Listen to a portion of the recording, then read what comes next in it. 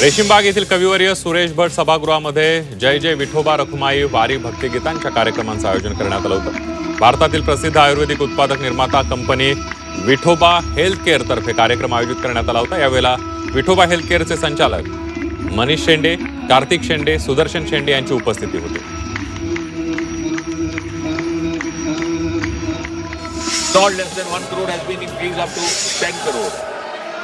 लोकसभेत परीक्षा सुधारणा विधेयक आवाजी मतदानानं मंजूर झालेलं आहे। विरोधकांच्या गदारोळात हे विधेयक आवाजी मतदानानं मंजूर झालंय।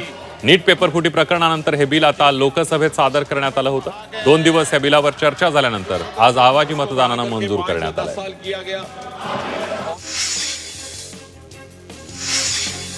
विद्यार्थ्यांना त्रास देणं सुरूच राहिल्यास पुन्हा रस्त्यावर उतरू असा इशारा अभिजित दिपकेंनी दिलाय। विद्यार्थी आपल्या भविष्यासाठी आंदोलन करत होते, विद्यार्थ्यांवर लाठीचार्ज केला गेला। एवढं करून सरकार समाधानी नसेल तर पुन्हा आंदोलन करू असा अभिजित दिपकेंनी इशारा दिलाय।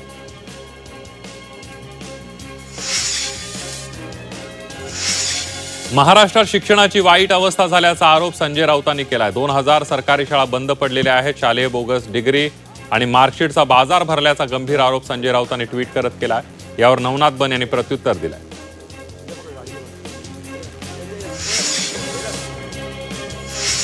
लोकसभेत राहुल गांधींनी गृहमंत्री अमित शहांवर केलेल्या आरोपानंतर सत्ताधारी प्रचंड आक्रमक झालेत। बॅलेट गनचे आदेश कुणी दिले असे सवाल उपस्थित करत राहुल गांधींनी हल्लाबोल केला। यानंतर राहुल गांधींनी बिनबुडाचे आरोप करू नये, त्यांनी माफी मागावी अशी मागणी किरेन रिजिजू यांनी केली आहे।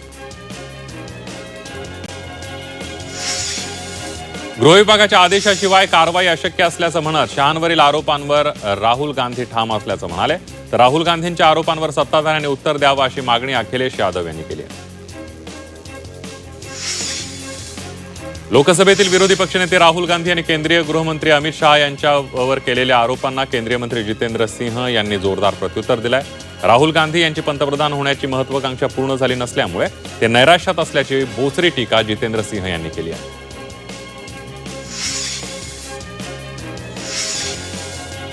राहुल गांधींचं भाषण ऐकायला वेळ नसल्याचं म्हणत मुख्यमंत्री देवेंद्र फडणवीस यांनी टीका केली आहे। खोटे आरोप करून काही मिळत नाही, अराजकता पसरवणं हा त्यांचा अजेंडा असल्याचं म्हणत मुख्यमंत्र्यांनी टीका केली आहे। धर्मेंद्र प्रधान यांनी कधी शिक्षण खातं चालवलं नाही, ते फक्त आरएसएसने चालवलं। देशातील विद्यापीठांचा प्रत्येक कुलगुरू हा आरएसएसचा माणूस असल्याचा अत्यंत गंभीर आरोप लोकसभेतील विरोधी पक्षनेते राहुल गांधींनी केला। विरोधी पक्षनेते राहुल गांधींनी परीक्षा सुधारणा विधेयकावर बोलताना अत्यंत आक्रमक पद्धतीनं भाजपवर हल्लाबोल केला। देशात 3 प्रकारचे लोक आहेत, एक म्हणजे विद्यार्थी, दुसरे म्हणजे मूर्ख आणि तिसऱ्या प्रकारात अंधभक्त येतात। यापैकी मूर्ख आणि अंधभक्तांना आपल्याला सगळे माहीत आहे, आपण देव आहोत याची खात्री असते, असं खोचक वक्तव्य लोकसभेतील विरोधी पक्षनेते राहुल गांधींनी केलंय।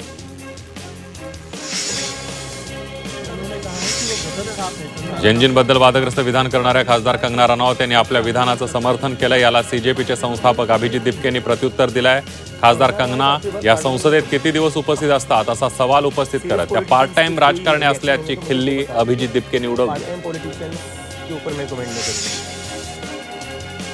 खासदार कंगना रनौत यांनी जैनजींचा जनरेशन गटर असा उल्लेख केलाय। त्यांच्या वादग्रस्त वक्तव्यावरून अनेकांनी संताप व्यक्त केला। अभिनेत्री राखी सावंतने कंगनावर सडकून टीका केली आहे। तर पंतप्रधान नरेंद्र मोदींनी कंगनाला आवरायला हवं असं किशोरी पेडणेकरांनी म्हटलंय।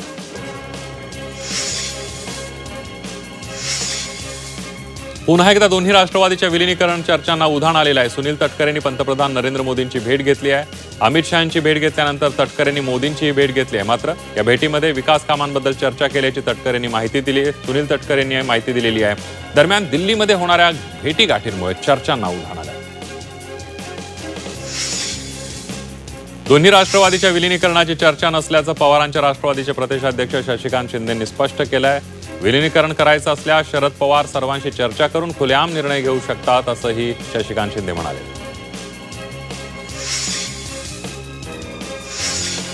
सुनील तटकरे आणि पंतप्रधान मोदींच्या दिल्लीतील भेटीवरून खासदार संजय राऊतांनी टीका केली आहे। तटकरे दिल्लीमध्ये आपल्या बॉसला भेटले असं राऊत यांनी म्हटलंय। तसंच त्यांचा पक्ष हा मोदी शहांचा असल्याचा टोलाही राऊतांनी लगावलाय।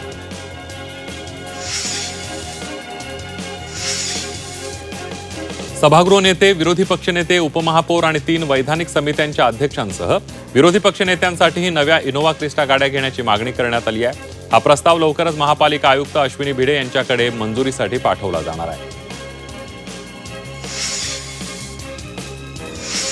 दरम्यान आलिशान गाड्या घेण्यासाठी सरकारी तिजोरीला हात घातल्याचा आरोप संजय राऊतांनी केलाय.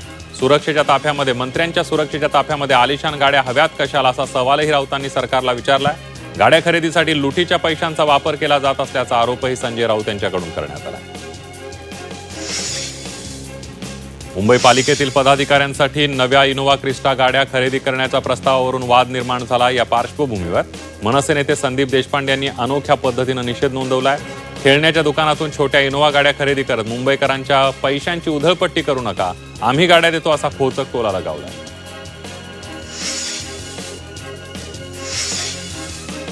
दरम्यान मनपाच्या या प्रस्तावावर विरोधकांनी आक्षेप घेतलाय. 5 महिन्यात नव्या गाड्यांची खरेदी कशाला असा सवाल उपस्थित करत विरोधी पक्षनेत्या किशोर पेडणेकर यांनी नव्या गाड्यांच्या खरेदीला विरोध केला. या प्रकरणी श्वेतपत्रिकेची मागणी करणार असल्याचंही पेडणेकर म्हणाले. मराठ्यांना वेड्यात काढण्याचं काम सुरू आहे असं म्हणत जरांगे पाटील यांनी सरकारवर हल्लाबोल केलाय. यावर फडणवीस यांनी प्रतिक्रिया दिली आहे. मराठा समाजाला जात प्रमाणपत्र दिलं जाते. आमच्या सरकारने मराठा समाजासाठी जेवढे निर्णय घेतले तेवढे निर्णय कोणत्याही सरकारने घेतले नाहीत असा दावा फडणवीसांनी केला.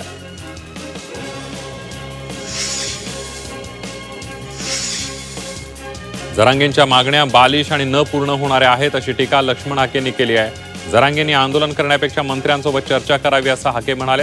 तर फडणवीस सरकारने मराठ्यांच्या सर्व मागण्या पूर्ण केल्यात, उपोषण न करता गोष्टी सुटतील असं बबनराव लोणीकरांनी म्हटलंय.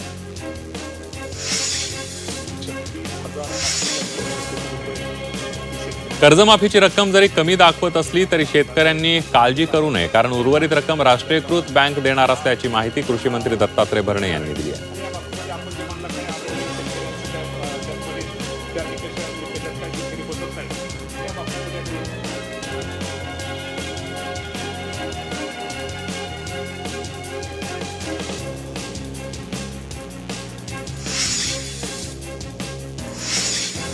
शेतकरी आपल्या देशाचा कणा असून सर्वात आधी शेतकऱ्यांची काळजी घेतली पाहिजे असं वक्तव्य मंत्री उदय सामंत यांनी केलंय. शेतकऱ्यांना त्रास झाला तर आम्ही सहन करू, मात्र उद्योजकांना त्रास होऊ देऊ नका असं विधान मंत्री गुलाबराव पाटील यांनी केलं होतं. त्यावर बोलताना सामंत यांनी ही प्रतिक्रिया दिली आहे.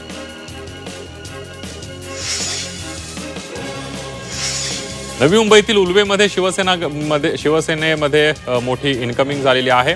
वहाळ ग्रामपंचायतीचे माजी उपसरपंच आणि 21 गाव समितीचे कार्याध्यक्ष यांनी आपल्या कार्यकर्त्यांसह शिवसेनेमध्ये प्रवेश केलेला आहे. उद्योगमंत्री उदय सामंत आणि मंत्री भरत गोगावले यांच्या उपस्थितीमध्ये हा पक्ष प्रवेश पार पडला.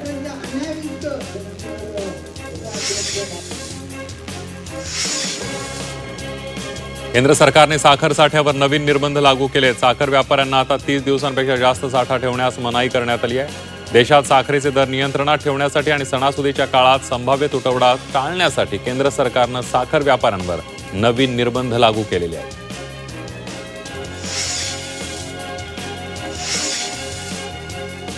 राज्यामध्ये SIRचे 87.79% काम पूर्ण झालंय, तर 60.44% नमुने डिजिटल स्वरूपामध्ये अपलोड केल्याचं समोर आलंय. यावेळेला शहराच्या तुलनेमध्ये ग्रामीण भागामध्ये SIRचं काम सर्वाधिक झाल्याचं पाहायला मिळतंय.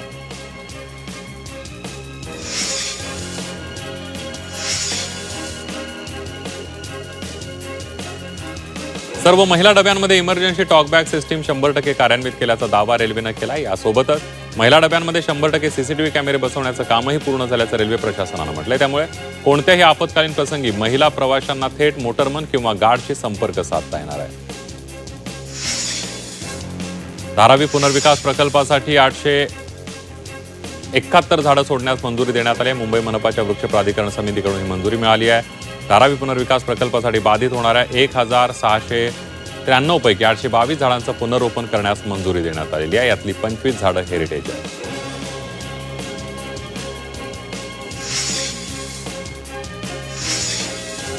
महाराष्ट्रातील महानगरपालिका, त्याचबरोबर नगरपालिका आणि नगर परिषदांमधील विकास कामांमध्ये पारदर्शकता, गुणवत्ता आणि उत्तरदायित्व वाढवण्यासाठी राज्य सरकारने महत्त्वाचा निर्णय घेतलेला आहे. शासनाच्या निधीतून होणाऱ्या विकास कामांचं तांत्रिक आणि सामाजिक लेखापरीक्षण आता कृत्रिम बुद्धिमत्ता अर्थात AI, जिओ टॅगिंग आणि GIच्या मॅपिंगच्या माध्यमातून केलं जाणार आहे.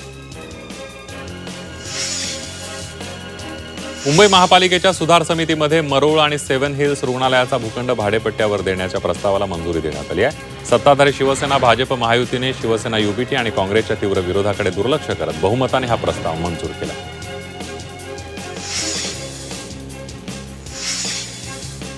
दादरच्या फुल मार्केट परिसरात मनपानं कारवाई केली. या कारवाईमध्ये मनपा अधिकाऱ्यांनी शेतकऱ्यांच्या फुलांच्या क्रेटवर जेसीबी फिरवल्याचा आरोप करण्यात आलाय. दरम्यान या घटनेमुळे मनपा कर्मचारी आणि फुल विक्रेते आणि शेतकरी यांच्यामध्ये शाब्दिक वादही झाल्याचं समोर आलं.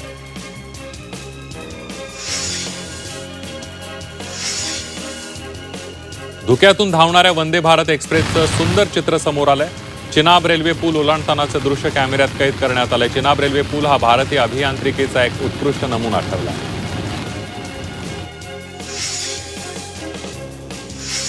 मुंबईकरांसाठी आनंदाची बातमी आहे. सायन उड्डाणपुलाचा एक मार्ग लवकरच खुला होणार आहे. 31 ऑगस्टपासून पुलाची एक मार्गिका मुंबईकरांच्या सेवेमध्ये दाखल होणार आहे.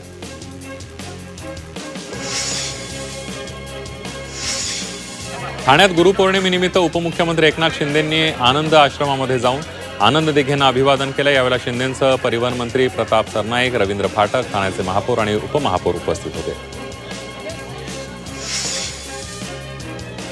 गुरुपौर्णिमेच्या निमित्तानं मनसे अध्यक्ष राज ठाकरे यांना भेटण्यासाठी मनसे नेते, कार्यकर्ते, पदाधिकारी शिवतीर्थावर दाखल झाले. तसंच अनेक कार्यकर्त्यांनी राज ठाकरे यांची भेट घेतली.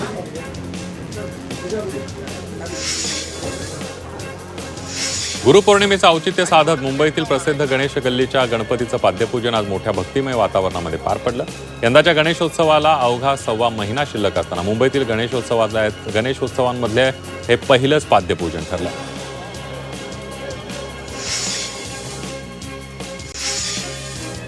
वसईमध्ये गुरुपौर्णिमेनिमित्त युवा कलाकार कौशिक दिलीप जाधव यांनी अनोखी कलाकृती साकारली आहे. महर्षी वेदव्यास यांना अभिवादन करण्यासाठी युवा कलाकारांनं पिंपळाच्या पानावर वेदव्यास आणि त्यांच्या 4 प्रमुख शिष्यांची अनोखी आणि आकर्षक कलाकृती साकारली आहे.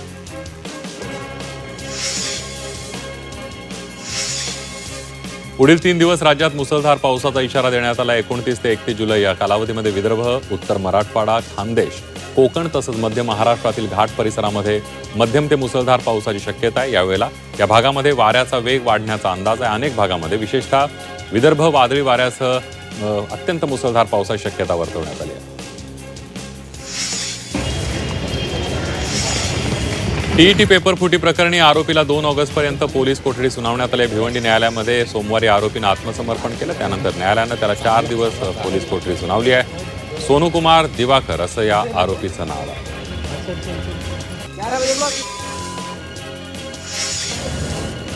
भिवंडीतून एक धक्कादायक प्रकार समोर आलाय. कोल्हापूरच्या शाहूवाडी तालुक्यातील माजी सरपंच सुरेखा न्यारे यांची हत्या करून मृतदेह समुद्रात फेकण्याचा कट होता. मात्र नारपोली पोलिसांच्या तत्परतेमुळे हा कट उधळला गेला आणि आरोपीला बेड्या ठोकण्यात आल्या. पोलिसांच्या माहितीनुसार अनैतिक संबंधातून गळा आवळून या महिलेची हत्या करण्यात आली होती.